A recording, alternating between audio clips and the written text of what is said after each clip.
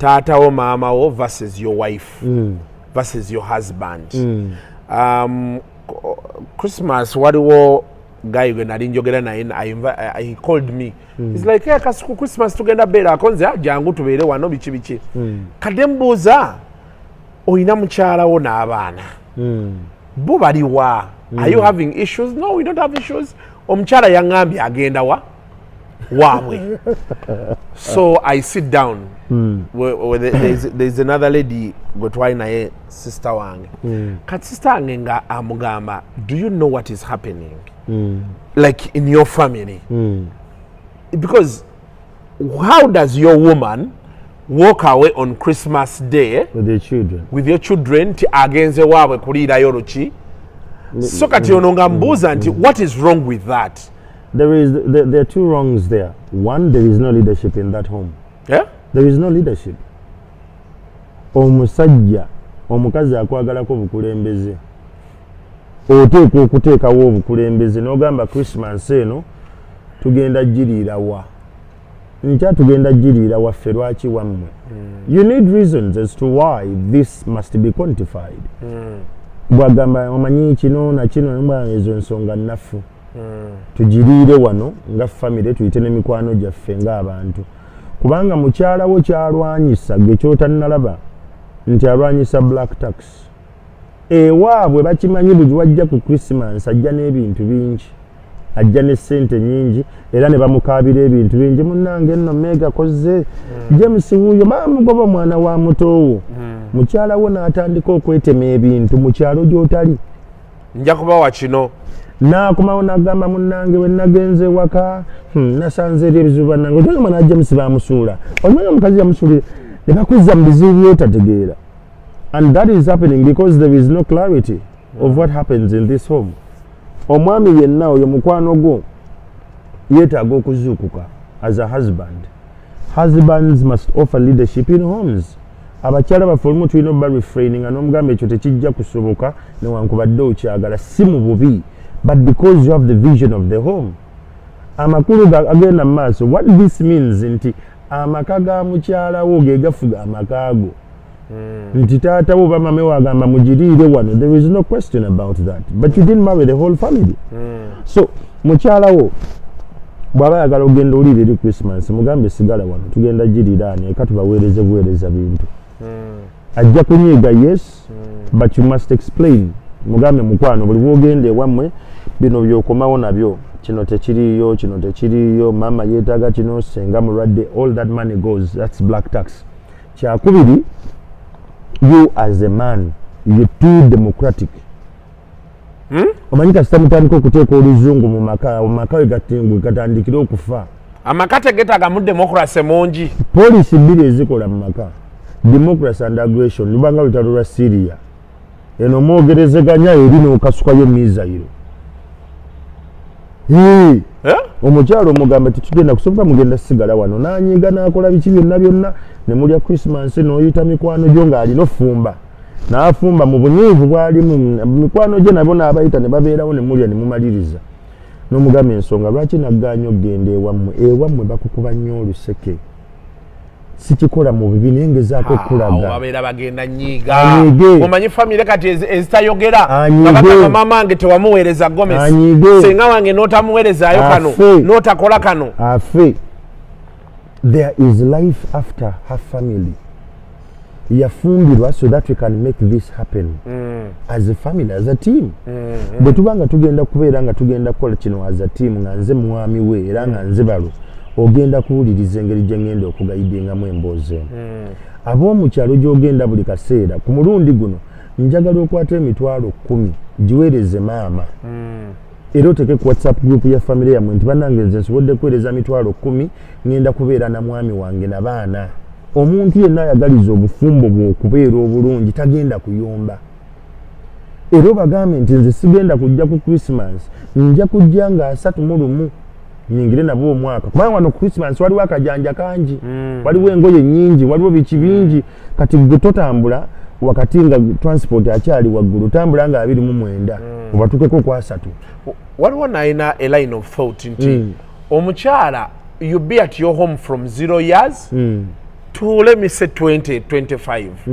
Then you choose that you're going to leave behind your family, you're moving on with this man. Echiba chichakuzunza ngenda waffe bwenkomawo, ngenda waffe bwenkomawo. No, it's a right. Chibeera chi. It's a right. That is oli aina argument ye raising. Nti omukyala ekikujano mungeze waffe. Nogenda obeereyo ennaku 2, 3, 4. Chibeera kiki. Waliwo katanti mwe kasukwe bintu tembiraba ffe.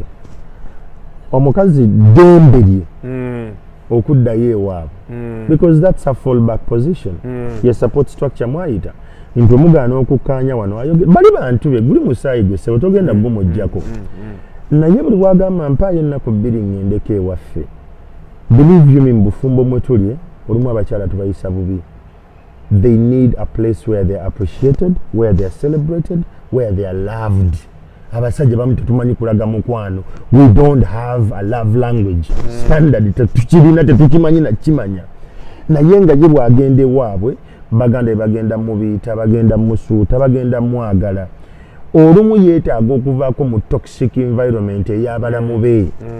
Nti balamu be babi nnyo, ebintu byamukola yeetaaga to unplug. Talina waasobola kuddukira okuggyako ng'agenze ewaabwe.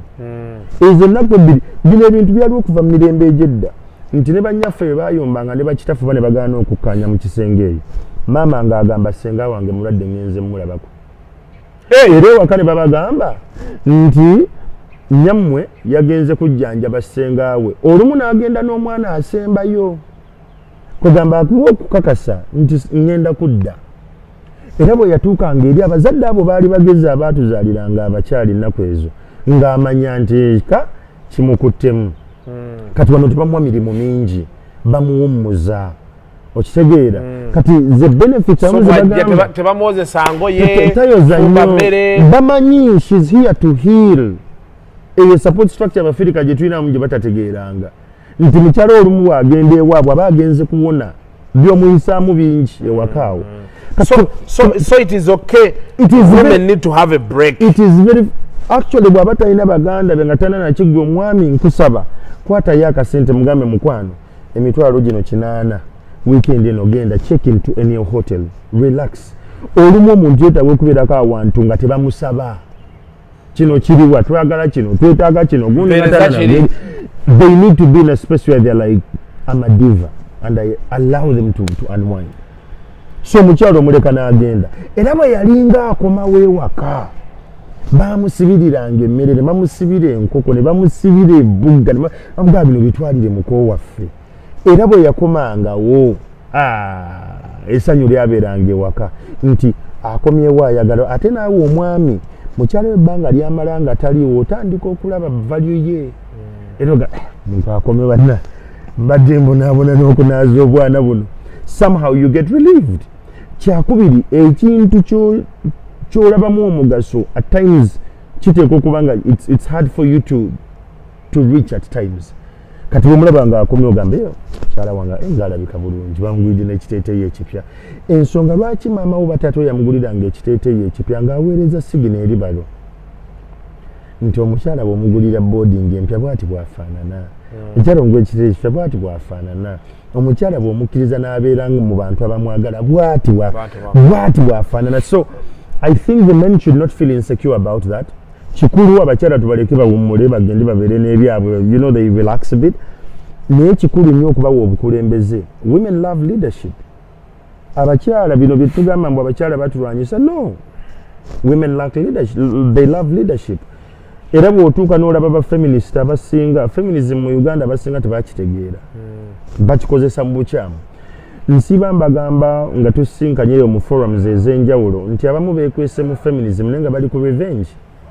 They were abused when they were young and they were abused by men, and oftentimes when they started to go into intimate relationships era ababakyokoze ne batabagala bulungi baali basajja ne bagenda ku mirimu gye basooka okukolera omusajja yasooka omuwa omulimu n'amwebakako kati n'akyawa ekitonde ekisajja. Kati n'atuuka n'agamba nze I'm for women and I will support the women and all that. Yeekwese omuntu oyo ali hurting, they are bleeding, so they are hurting others under the guise of being feminists. That is totally wrong. Feminism kwe kubeera nga okkiriza social equity nti omukyala abeera ku level y'emu n'omusajja nti kasuku ky'osobola okukola omukazi asobola okukikola even better. Amaanyi ago ne tugasiiminga ne gabeera nga the grounds are level. That's what it means. It does not mean one gender over another. Nedda. It means these genders meeting. So kino kigenda kwetaagisa okukyusa mindset y'abasajja okusooka to allow the women flourish, n'abakyala okukyusa mindset yaabwe nti being empowered does not mean to belittle men. It means to complement them. Anyway, the discussion continues.